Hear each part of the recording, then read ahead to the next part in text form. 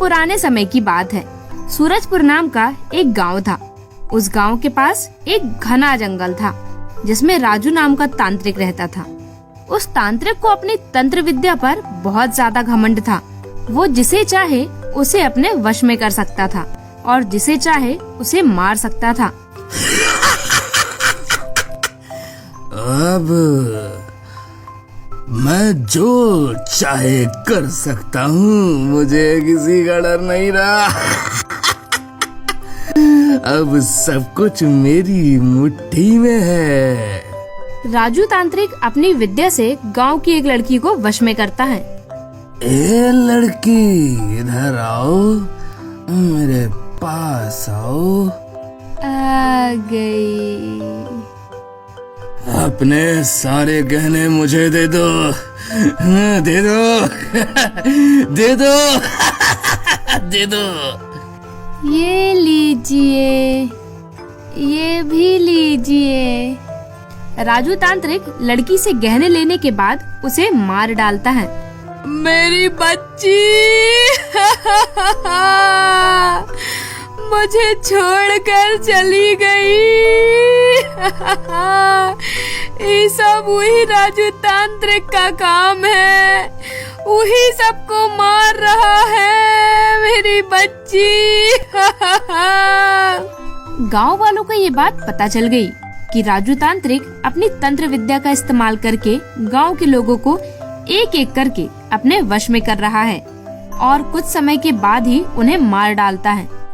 एक दिन रात के समय गांव के लोगों ने एक टोली बनाई और उस तांत्रिक को मारने की बात की। देखो भैया, मैं तो कहता हूँ अब उसे मार देना ही उचित है। इस गांव के लिए यही सही होगा, नहीं तो यह तांत्रिक एक एक करके सबको खत्म कर देगा। हाँ हाँ, आप सही कह रहे हैं। मैंने अपनी फूल सी बच्ची खो दी है, अब अपना बेटा नहीं खोना चाहती। ठीक है, तो फिर तय रहा, जब तांत्रिक अपनी विद्या में लीन रहेगा उस वक्त हम उसे मार देंगे। गांव वाले राजू तांत्रिक को मारने की तैयारी से जाते हैं और जैसे ही वो सभी लोग उस तांत्रिक के पास पहुंचते हैं तो तांत्रिक उस समय अपनी तंत्र विद्या में लीन होता है और तभी गांव के लोग उसे मिलकर उसी कुर्सी से बांध देते हैं और आग लगा देते हैं। वो तांत्रिक वहाँ उसी कुर्सी पर तड़प तड़प के मर जाता है। गांव वाले सोचते हैं कि अब उन्हें इस तांत्रिक से हमेशा के लिए छुटकारा मिल गया। अब जाकर मेरी आत्मा को सुकून आया है। सबका जीना हराम कर रखा था इस तांत्रिक ने। अरे अब तो गांव में खुशियाँ मनाओ, खुशियाँ। सबको मारने वाला आज खुद मर गया। गांव वालों के 4-5 साल तो बहुत अच्छे से निकल जाते हैं और गांव में सुख शांति का माहौल रहता है। लेकिन तभी वहाँ शहर से एक लड़की पीहू और 2 लड़के अमन और रमेश आते हैं और वो सोचते हैं कि क्यों ना आज रात जंगल में बिताई जाए। वाओ, कितनी अच्छी जगह है ये। क्यों ना हम आज रात यहीं रहे? क्या कहते हो रमेश? यहाँ जंगल में? पागल हो गए क्या तुम? अरे भाई, ये सही तो कह रही है। चलना, रुकते हैं यहीं पे, क्या पता फिर कभी मौका मिले ना मिले। तीनों लोग रात को वहीं रुकते हैं और रात में घूमते घूमते उस तांत्रिक के इलाके तक पहुंच जाते हैं। वहाँ वो लोग देखते हैं कि मकड़ी के जाले लगे हुए हैं। गीदड़ वहाँ भैंस के मांस को खा रहा है। उनमें से एक लड़के का पैर उस कुर्सी से टकराता है। अरे ये क्या है, अजीब सा। ओह, कुर्सी है, लेकिन यहाँ किसने रखी? देखने में तो काफी अच्छी लग रही है। क्यों पीहू, तुम बैठोगी क्या इस पे? अरे नहीं, तुम ही बैठो, बहुत डस्ट होगी इसमें। क्या फर्क पड़ता है, बैठ ही जाता हूँ। बिना कुछ सोचे समझे रमेश उस कुर्सी पर बैठ जाता है और रमेश में उस तांत्रिक की आत्मा आ जाती है। आत्मा के आते ही रमेश जोर जोर से चिल्लाता है, अब होगा मेरा इंतकाम पूरा।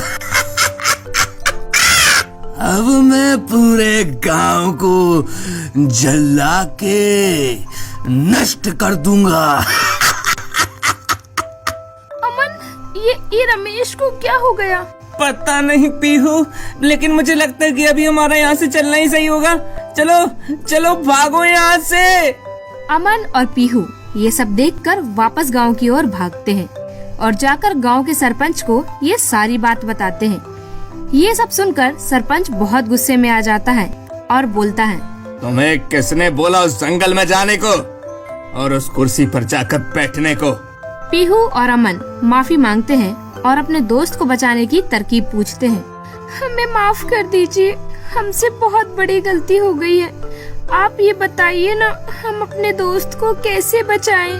फिर सरपंच बताता है कि अगर वो लड़का उस कुर्सी पर से उठ जाए और उस कुर्सी में तुम लोग किसी तरह से आग लगा दो तो शायद तुम्हारा दोस्त उस तांत्रिक की आत्मा के चंगुल से बाहर आ जाएगा। कुछ ही देर में रमेश तांत्रिक की कुर्सी के साथ उड़ता हुआ गांव में आ जाता है।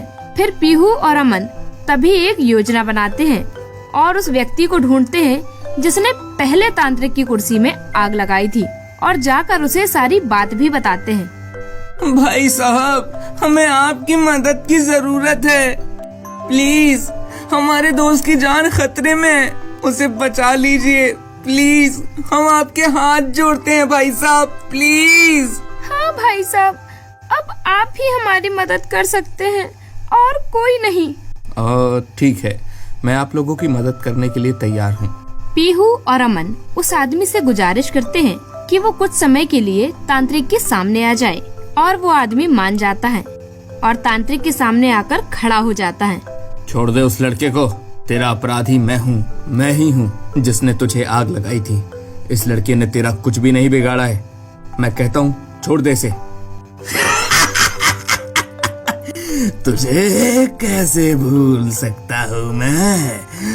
आखिर मेरी मौत का सबसे बड़ा कारण तू ही तो था। आज यहाँ तेरे साथ सब मरेंगे। पूरे गांव को राख कर दूंगा आज मैं। राख कर दूंगा। तांत्रिक की आत्मा उस आदमी को देखने के बाद कुर्सी से उतर जाती है और इससे मौका मिलते ही अमन और पीहू उस कुर्सी पर मिट्टी का तेल डालते हैं और आग लगाने की कोशिश करते हैं। अमन जल्दी करो, इससे पहले कि वो गांव वालों को कोई नुकसान पहुंचाए। जल्दी कुर्सी में आग लगाओ अमन, जल्दी करो प्लीज।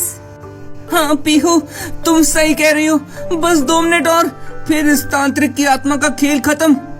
अमन कुर्सी में आग लगा देता है और कुर्सी के साथ साथ तांत्रिक की आत्मा भी जलने लगती है।